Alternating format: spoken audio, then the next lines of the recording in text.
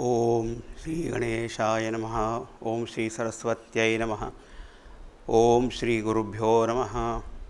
ओम समस्तजनकल्याणे निरतं करुणामयं नमामि चिन्मयं देवं सद्गुरुं ब्रह्मविद्वरम्। ओम सच्चिदानन्दरूपाय विश्वोत्पत्त्यादिहेतवे तापत्रयविनाशाय श्रीकृष्णाय वयं नुमः। हरिः ओम। हमने मंगलाचरण के 2 श्लोक देखे। उसके बाद में श्रीमद् भागवत का संक्षेप में परिचय प्राप्त किया और अब यहाँ हमें आमंत्रण मिल रहा है, इनविटेशन मिल रहा है कि पिबत भागवतम रसम, ये वेद रूपी कल्पवृक्ष का पका हुआ रसीला ऐसा फल है। इसमें त्यागने की कोई बात ही नहीं है, बस पीते जाओ। कल हमने उसके भाव देखे थे। ये किसको बुला रहे हैं विशेष करके? मुहु अहो रसिकाः भुवि भावुकाः हो, हे रसिकजन। कहीं के बड़ा अच्छा शब्द आता है, कथा रस लंपटाः, जो भगवत कथा रस के लिए पीने के लिए बड़े आतुर रहते हैं कि कब कथा मिलने वाली है। तो ऐसे रसिकाः उनको बुला रहे, आ जाओ पीवत। आलयम पहले कहा और कहा मुहु मुहु, बस प्रत्येक क्षण में इसका पान करते रहो, अगेन एंड अगेन, बार बार बार बार। भावुकाः, देखो रसिक शब्द के साथ भावुकाः ऐसा भी कहा, भावुक जन। और एक शब्द महत्व का आया भुवि, इस पृथ्वी लोक पर। इसका अर्थ क्या है? यह जो भागवत रसामृत है वो आपको किसी और लोक में, स्वर्ग लोक में भी नहीं मिलने वाला, ये तो धरा लोक में ही मिलने वाला है। ऐसा कहा जाता है कि देवता लोग भी आए थे और उन्हें शुकदेव जी से कहा, हम हमारा अमृत परीक्षित को देते हैं, आप ये कथामृत हमको दे दो। उन्हें कहा तुम जाओ यहाँ से, तुम इसके अधिकारी नहीं हो, तुम्हारे अभी तो भोग में बड़ी इच्छा होती है। तो यहाँ पे अमृत है, ये रस है। अब देखो यहाँ पे एक शब्द है रसिका, एक जगह आता है रसज्ञ, पहले आता था रसज्ञ। रसम जानाति, किसी भी ज्ञान का जो विशेष रस जो समझने वाले लोग होते हैं ना, एक्सपर्ट लोग होते हैं, तज्ञ लोग होते हैं, उनको रसज्ञ कहते हैं। एक होते रसिक, उनको भले ही उस शास्त्र का तत्व भले ही समझ में नहीं आता हो। हाँ, अब एक सरल बात है, देखो एक संगीत की बात ले लो, क्योंकि बहुत ज़्यादा लोग साहित्य और तो पढ़ते ही नहीं है, संगीत ज़्यादा सुनने वाले होते हैं। लेकिन संगीत जब सुनते हैं तो कितने लोगों को उसके राग ताल सुर लय ये सब मालूम पड़ता है? सब पता नहीं होता है। लेकिन रसिक होते हैं, रस लेते हैं, आनंद लेते हैं। साहित्य की बात यही है। और मैंने ये भी देखा, किसी भवन को देखने जाओ, निर्माण को, वो जो आर्किटेक्ट वगैरह होंगे ना, वो अलग ही देखते रहते हैं। हमारे जैसे लोग जाएंगे, क्या बढ़िया है। कभी कभी क्या होता है कि जो बहुत विशेषज्ञ हो जाते हैं ना, वो किसी चीज़ का आनंद नहीं ले पाते हैं क्योंकि उनको ज़्यादा उस पर कुछ ना कुछ वहाँ पे दोष ही दिखाई देता है। हाँ, लेकिन ऐसा रसज्ञ हो कि विशेष चीज़ को जानता हो लेकिन रस भी लेना जानता हो। ये हर बार यही इसमें ये ठीक नहीं था, वो ठीक नहीं था, ऐसे करने लगोगे तो आपको तो कुछ आनंद ही नहीं आएगा। लेकिन ये नैमिषारण्य की ऋषि वगैरह कैसे हैं? रसज्ञ कैसे हैं? बोले रसिक हैं, विशेष रस को, आनंद को जानने वाले हैं और रसिक भी हैं। और एक भावुक शब्द भी लोग दिया। भावुक का क्या अर्थ हुआ? भावुक का अर्थ ऐसा होता है जो भावनाशील है, भावनाशील का अर्थ क्या है कि जैसी कथा चल रही होगी ना, तो उनका उसमें साथ ऐसा तादात्म्य हो जाता है कि ऐसा उससे अलग रहकर कथा सुन रहे, ऐसा नहीं। वृंदारण्यम स्वपदरमणम प्राविशद गीत कीर्ति ही, और भगवान अपने सब सखाओं के साथ वृंदावन में प्रवेश करते हैं, तो यह हम भी उनके साथ प्रवेश कर रहे हैं। और जहाँ पर जैसे भावना कथा होगी तो सात्विक भाव प्रकट होने लग जाते हैं, कंठ गदगद होता है, कंठावरोध, रोमांच होने लगता है, अश्रुधार बहने लग जाती है।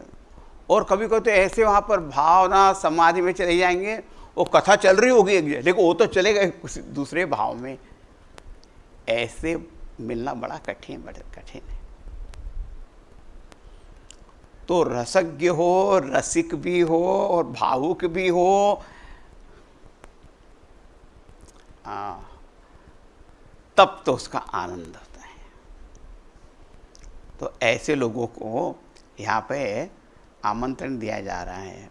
मुहुरहो रसिका भुवि भावुकाः निगमकल्पतरोर्गलितं फलं शुकमुखाद् अमृतद्रव संयुतं पिबत भागवतं रसम् आलयं मुहुरहो रसिका भुवि भावुकाः। अब हम संदेश देखना शुरू करेंगे। अब ये प्रस्तावना तो हो गई, अब संदेश। अब पहले जो संदेश हम देखेंगे वो ऐसा है। परिचय के समय हमने देखा कि भगवान वेद व्यास जी ने इसकी रचना की निःश्रेयसाय लोकस्य, ऐसा कहा। प्राणी मात्र, मानव मात्र के निःश्रेयस परम कल्याण के लिए यहाँ पर रचना की। उसी के पहले पहले यहाँ पर अब संदेश देखेंगे। थोड़े प्रस्तावना उसकी ऐसी है कि परीक्षित राजा गंगा किनारे बैठे हैं, दूसरे ऋषि मुनि बैठे हैं। उनको जब ये ज्ञान हुआ कि सातवें दिन एक तक्षक नाग आके उनके सर्प दंश करेंगे, वो तो निश्चिंत होकर बैठे। उस समय शुकदेव जी आ गए। शुकदेव जी के बारे में मैंने आपको बता दिया। शुकदेव जी के बारे में कैसे कहते हैं, ऐसे विरक्त ज्ञानी शिरोमणि हैं। वो एक जगह बहुत देर तक तो रुकते ही नहीं, भ्रमण करते रहते हैं। कहते जब तक गाय को धोने के लिए कितना समय लगता है, उतने समय तक किसी जगह रुकेंगे, फिर चल जाएंगे। राजा परीक्षित को लगा ये आए हैं, कहीं जल्दी भाग नहीं जाए, तो पहले जो महत्व की बात पूछनी है वो पूछ लेना चाहिए। तो उन्हें कहा, हे भगवान, पुरुषस्येह म्रियमाणस्य, यहाँ पर ऐसा कोई यदि पुरुष है, म्रियमाणस्य, अभी मरणासन्न है। वैसे देखा जाए तो किसी को पता नहीं होता कि कब मरण कब होने वाला है, लेकिन परीक्षित महाराज अपने को भाग्यवान समझते हैं। उनको डेफिनेट मालूम है कि अभी 7वें दिन होने वाला है। हाँ, तो दूसरे तो घबरा जाएंगे। तो उन्होंने कहा कि ऐसे जो मरणासन्न, जिनको भी दिखते हैं कि भाई मरण आने वाला है, ऐसे व्यक्ति को क्या करना चाहिए ये आप पहले बताओ। यत् कार्यम म्रियमाणस्य, सब प्रकार से। फिर ये भी बता दीजिए कि वैसे भी आदमी को किस चीज़ का स्मरण करना चाहिए, किस चीज़ का जप करना चाहिए, हाँ, कर्तव्य क्या होना चाहिए, भजन किसका करना चाहिए, ये सब आप बता दीजिए। सुनना क्या चाहिए, श्रवण से तात्पर्य किस चीज़ का श्रवण करें, ज्ञान प्राप्त करें, किस चीज़ का हम स्मरण करें, क्योंकि हम बहुत सा श्रवण कर सकते हैं, लेकिन किसका करना चाहिए, किसको याद रखना चाहिए, किसकी भक्ति करनी चाहिए, और क्या छोड़ देना चाहिए, वो भी बता दो। इस प्रश्न के साथ ये जो भागवत का प्रथम स्कंद यहाँ पे समाप्त होता है। तो अब द्वितीय स्कंद के प्रारंभ में ये अगला संदेश पहले आ जाता है। दूसरे स्कंद का पहला ही अध्याय और उसमें 6वां श्लोक है, लेकिन उसके पहले सुखदेव जी राजा परीक्षित की प्रशंसा करते हैं। बोले, राजन, तुमने बड़ा अच्छा प्रश्न पूछा। अच्छा प्रश्न कैसा होता है मालूम है? जो सबके कल्याण का हो वो अच्छा प्रश्न माना जाता है। सिर्फ मेरे अपनी व्यक्तिगत नहीं, सबके लिए क्या अच्छा है। इसी प्रकार वो शास्त्र सम्मत भी होना चाहिए। शास्त्र में भी उसको श्रेष्ठ माना गया है। सज्जन ज्ञानी लोग भी कहते हैं हाँ ये अच्छी बात है, पूछनी चाहिए, जाननी चाहिए। तो कहा कि तुमने बड़ा अच्छा प्रश्न पूछा। बात यह है कि सही है कि सुनने के लिए बहुत सारी चीज़ें, जानने के लिए बहुत सारी चीज़ें हैं। आदमी की आयु कोई बहुत लंबी तो है नहीं, लेकिन उसमें भी उसका पूरा दिन भर का जो समय है, काम करना, पैसे कमाना, सारी लौकिक, व्यावहारिक, सांसारिक इन चीज़ों में चला जाता है। रात या तो नींद में जाती है या भोग में, विषय भोग में चली जाती है। तो रात गई भोग में, दिन गया खाने पीने की चिंता में, काम करने में, और उसको पता ही नहीं चलता कि कितना समय निकल गया है। और जो समय गया हो तो वापस आता नहीं। हाँ, घर गृहस्थी, पत्नी, बच्चे, इनके इसमें ऐसा मशगूल हो जाता है वो आदमी, कुछ पता ही नहीं।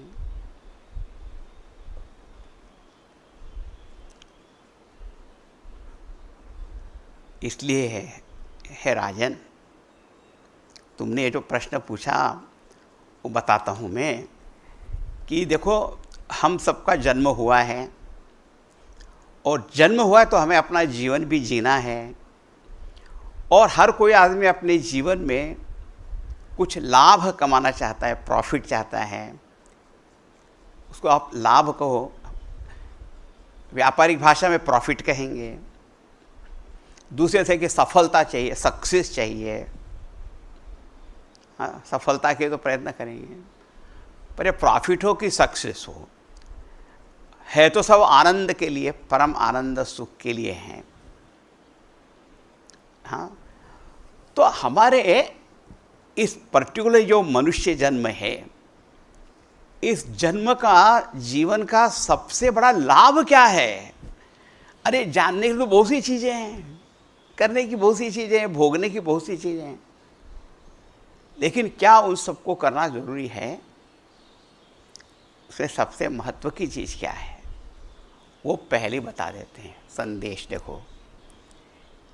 श्री शुक उवाच, शुकदेव जी ने कहा, एतावान, मैंने कहा जहाँ पर एतावान, एतावत ऐसे शब्द आते हैं, बस इतना ही, ऐसा उसका अर्थ होता है लिटरल। इतना ही और यही सबसे महत्व की बात है। दोनों अर्थ हो गए। आदमी को अपने जन्म लाभ किसमें है इतना ही समझना है, और यही सबसे महत्व की बात है। बाकी दूसरे जो किया वो तो ठीक है। तो बोले क्या, एतावान सांख्य योगाभ्याम स्वधर्म परिनिष्ठया जन्मलाभ पर पुंसाम अंते नारायण स्मृति ही। तुमने कहा कि मरणासन्न व्यक्ति है, उस समय वो एक ऐसा क्षण होता है, पूरा जीवन पटल उसके सामने आ जाता है, जीवन पट। हाँ, अब मरने का समय आ गया, सब दिखाई देने लग जाता है। व्यापार की भाषा में कहेंगे, आप जब व्यापार करते हो तो कभी लाभ हुआ, कभी हानि हुआ, लेकिन जब आप बैलेंस शीट करते हो, बनाते हो, तो भाई ऑल प्रॉफिट, फाइनल फिगर क्या हुई? आपके जीवन में भी बहुत लाभ हानि हुई, सुख दुख आए, कोई पाप पुण्य कर्म हुए, सब कुछ हुए, लेकिन अंतिम क्षण आया, उस समय आपके मन में क्या था? क्योंकि वही पूरे जीवन का सार बताने वाला होगा। और ऐसा कहा कि अंते या मति ही सा गतिर्भवेत्, उस समय जो आपकी मति होगी उसी प्रकार गति भी होगी। तो कहा कि एतावान जन्मलाभः परः, इस मनुष्य जन्म का सबसे परम, सबसे श्रेष्ठ ऐसा कोई यदि लाभ है, पुंसाम, सभी मनुष्यों के लिए, स्त्री हो, पुरुष हो, बालक, युवक, कोई भी हो, अनपढ़ हो, पढ़ा लिखा हो, कोई भी हो, किसी देश का हो, धर्म, जाति, वर्ण, कोई भी हो, लेकिन सबसे बड़ा लाभ क्या है? अंते नारायण स्मृति ही। अंते माने देहांत के समय क्या आपके मन में क्या है? बोले नारायण स्मृति, भगवान नारायण का स्मरण। उस स्मरण के साथ यदि मरण होता है तो उसका वर्ण जरूर करना चाहिए, वही श्रेष्ठ है, वर्णीय है वो। हाँ, अंते नारायण स्मृति। ये नारायण कौन है? ये नारायण सभी जीवों की आत्मा है, जिनको हमने ध्रुव जी की स्तुति में देखा, पुरुषाय तुभ्यम नमः, जो हमारे हृदय में प्रवेश करके सारी उपाधियों को चेतन करते हैं, शक्ति देते हैं, वही ये नारायण भगवान है। वही सगुण साकार रूप में सर्वेश्वर, सर्वज्ञ, अनेक रूप धारण करने वाले हैं। उस भगवान का स्मरण होना, बस वो यदि हो गया ना, वो ऐसा कहते हैं अंग्रेजी में कि all is well that ends well. हाँ, आपके अंत में क्या हुआ भैया? नारायण स्मरण हुआ, भाई बस धन्य हो गए। अब एक महत्व की बात, एतावान, यही सबसे बड़ा लाभ है। परीक्षित, तुमने पूछा कि मरणासन्न व्यक्ति को क्या करना चाहिए, किसका स्मरण होना चाहिए, किम स्मर्तव्यम, किम जप्यम। हाँ, व्यावहारिक दृष्टि से लोग बोलेंगे वे अपनी विल लिख के तैयार रखो। हाँ, वो व्यावहारिक बात पे महत्व की होती है और ठीक है, मान लिया। कोई सोचते कि बाद में झगड़ा नहीं हो बच्चों में, लेकिन देयर इज नो गारंटी। आप अपनी विल लिख के चले जाओ कुछ, उसके बाद भी ऐसा कहते हैं, एक वाक्य ऐसा है कि where there is a will there is a way, और एक वाक्य ऐसा है where there is a will there is a lawsuit, ऐसा भी कहते हैं वो, और they will challenge it, contest that will, है नहीं? वो तो व्यावहारिक बात हो गई। बात महत्व की ये है, आपका मन कहाँ है, आपके मन में क्या है? तो बोले नारायण स्मृति। अब कोई कहेगा अरे अंत में ना, तो अभी से क्या करने की जरूरत है? जब मरण आएगा तब हम करेंगे स्मरण, नारायण स्मरण करेंगे। सुखदेव जी जानते थे कि ये इस प्रकार बोलेंगे, तो उन्होंने कहा देखो, ये अंत में नारायण स्मृति जो होगी वो ऐसी नहीं हो जाती, उसके लिए भी तैयारी करनी पड़ती है। क्योंकि आपको एक सीधा नियम बताते हैं, जिस चीज का ग्रहण हमारा मन करता है, ग्रहण माने रिसेप्शन, रिसीव करता है, उस ग्रहण का ही तो स्मरण हो सकता है। जिस विषय का कभी आपने ग्रहण किया ही नहीं, तो क्या स्मरण होगा? कोई एकदम नया अपरिचित व्यक्ति आके मेरे सामने खड़ा हो जाए और कहे do you remember me? Remember? आप तो मेरे ब्रेन के मेंबर ही नहीं बने अभी। तो रिमेंबर कहाँ से करेंगे? देखो, इंग्लिश में भी ना रिमेंबर, रिकलेक्ट ऐसे शब्द है, पर मैं कलेक्ट ही नहीं किया है आपको, तो रिकलेक्ट क्या करूं? रिकॉग्नाइज, कॉग्नाइज नहीं किया और रिकॉग्नाइज क्या करेंगे? तो यदि पहले कभी आपने ग्रहण किया नहीं तो स्मरण क्या होगा? दूसरी बात यह है कि वैसे तो अनेक प्रकार के विषयों को, वस्तु, व्यक्ति, परिस्थिति, अनुभव, इनका तो ग्रहण करते रहते हैं, लेकिन स्मरण जो होता है ज़्यादा से ज़्यादा आपको जिससे प्यार होता है, उसको प्रेम के कारण जो स्मरण होता है वो आनंद देने वाला होता है। कभी कभी द्वेष के कारण भी स्मरण होता है पर आनंद देने वाला नहीं होता है नहीं। तो कहा कि ऐसा ये जो नारायण स्मरण है, नारायण स्मृति है, वो कब होगी? एकदम कोई हो तो कह रहा था ऐसा नहीं होने वाला। श्रीमद् भगवद गीता में भी भगवान ने ऐसा कहा है कि अंतकाल में ऐसी गति होती है, इसलिए उन्होंने तो कहा, इसलिए तस्मात् सततम, हमेशा मेरा स्मरण करो, तब कहीं आपको उसका भी स्मरण होगा।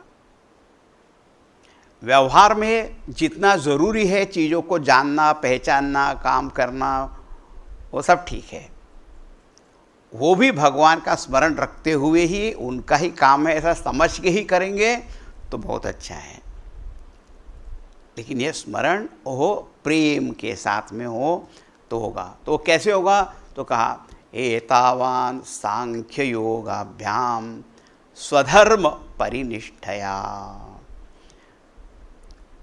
देखो, सांख्य योग, योगाभ्याम द्विवचन कर दिया, तो ये सांख्य का अर्थ होता है आत्मा अनात्म विवेक करके आत्मा का ज्ञान प्राप्त करना।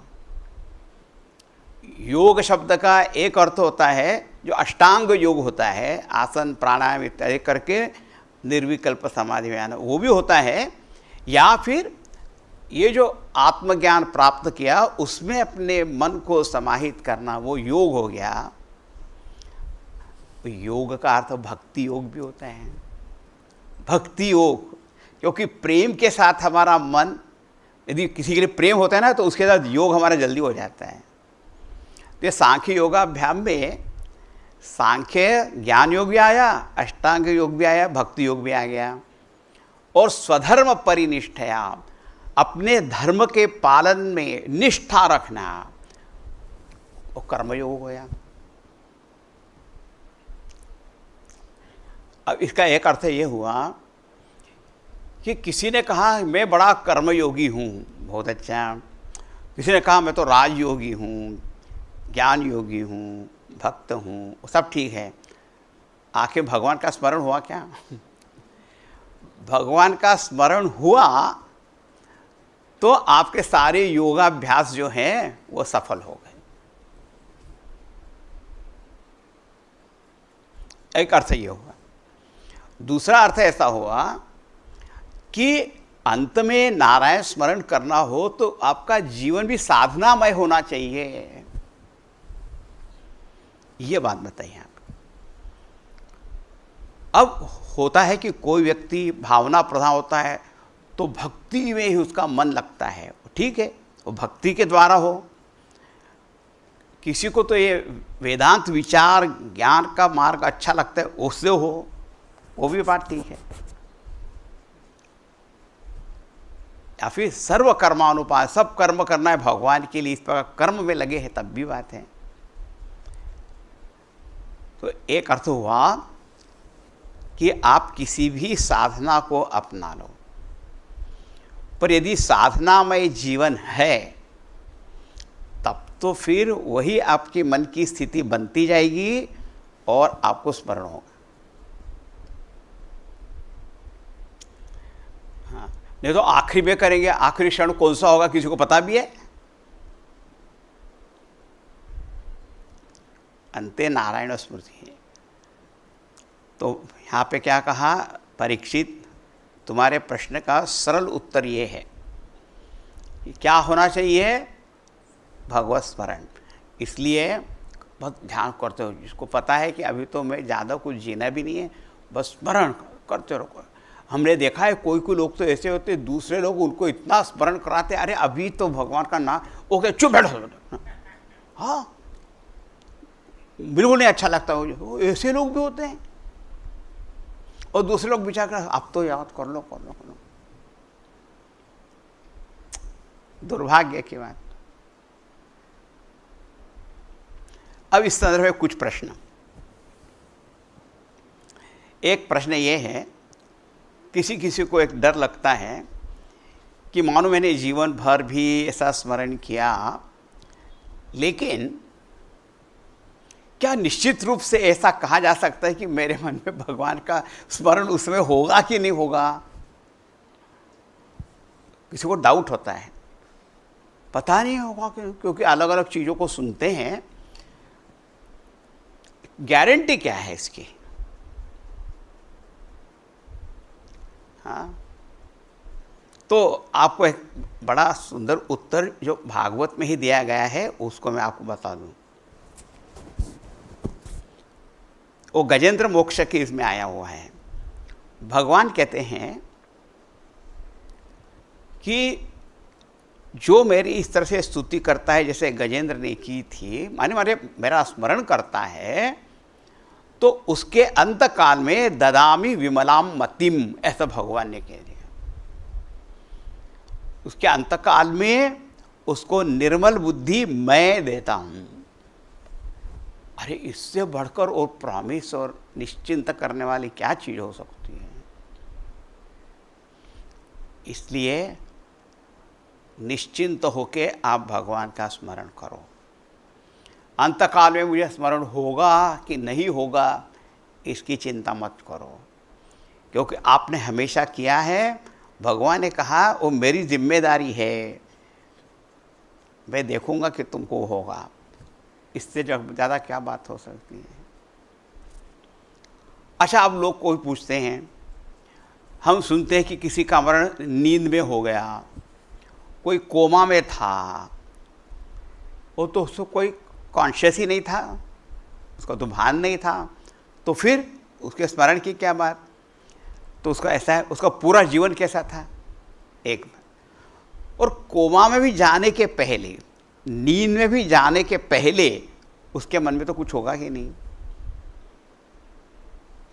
और जब भगवान ने भी कहा है कि उसका पूरा जीवन ऐसा पवित्र रहा हो, तो फिर बाद में जो भी चीज़ें स्थिति हो, आपको उसकी चिंता करने की जरूरत नहीं है।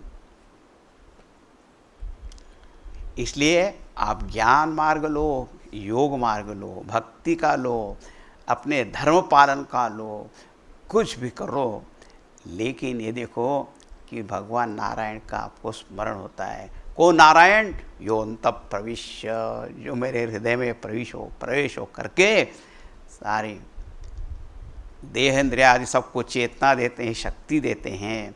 ऐसे ये जो भगवान नारायण हैं, उनका स्मरण हो। परीक्षित राजा तो थे ही ऐसे, उनका पूरा जीवन भी ऐसा था।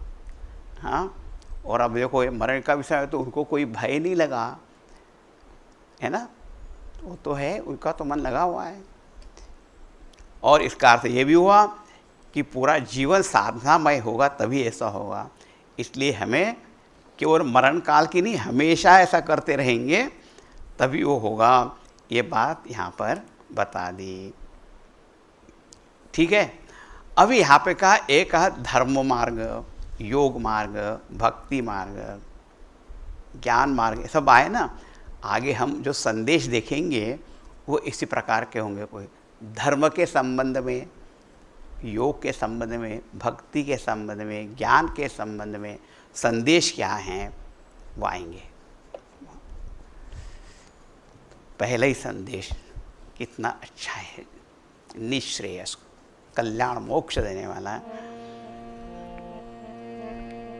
ओम नमो नारायणाय, ओम नमो नारायणाय, ओम नमो नारायणाय, ओम नमो नारायणाय। ॐ नमो नारायणाय। ॐ नमो नारायणाय। ॐ नमो नारायणाय। ॐ नमो नारायणाय। ॐ नमो नारायणाय। ॐ नमो नारायणाय। ॐ नमो नारायणाय। श्री कृष्णचंद्र भगवान की जय। श्री सद्गुरुनाथ महाराज की जय। ओम पूर्णमदः पूर्णमिदं पूर्णात् पूर्णमुदच्यते पूर्णस्य पूर्णमादाय पूर्णमेवावशिष्यते। ओम शांति शांति शांति। हरि ओम। श्री गुरुभ्यो नमः।